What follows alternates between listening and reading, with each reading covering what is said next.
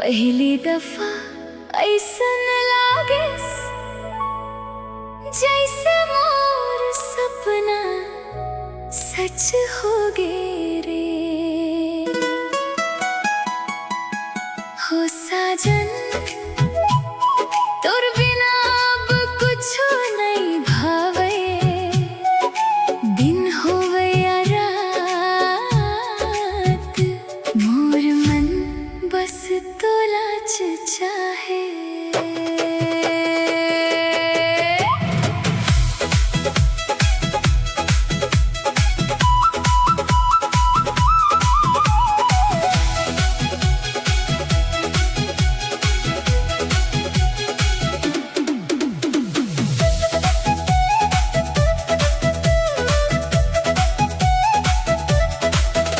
नहीं जानो वो काबरे मन तोर रद्दा में रोज चलते, तोर नाम सुनते ही सजना मोर चेहरा धीरे हंसते।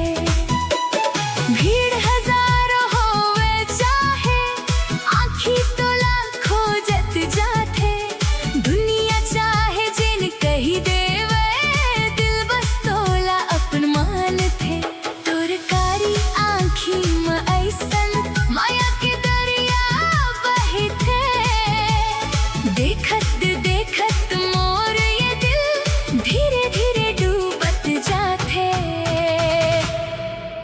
तोर माया के असरे सजना अब मोर ऊपर चढ़ गए हैं, सपना मघलो तया ठस दिल मोर पागल बन गए। ते मिले त दुनिया रंगीन लागिस, सुना जिंदगी हसीन लागिस। तोर माया के रंग चढ़ी सैसन हर सपना संगीन लागिस। ते मिले त दुनिया रंगीन लागिस, दिल के मौसम बदलिन लागिस। अब हर जन्म तैच चाहे मोर किस्मत लिखिन लागिस।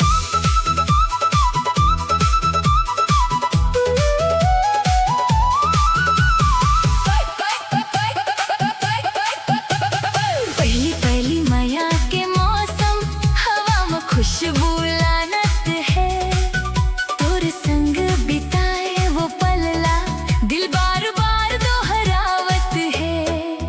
चंदा घलो फीका लागे जब तोर चेहरा दिख जाते, तोर हंसी के एक झलक ले मोर दुख घलो भाग जाते। तोर हाथ पकड़ के सजना बहुत दूर तक जाना है, मोर नाम के संग ते जुड़ जा बस सपना पाना है।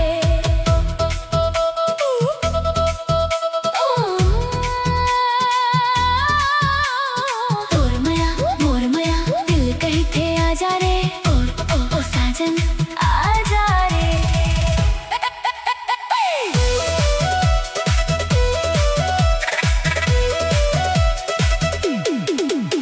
कभू जो ते दूर हो जावे ये मन कैसे जी पाही, तोर बिना ए दुनिया मां मोर मुस्कान घलो खो जाही।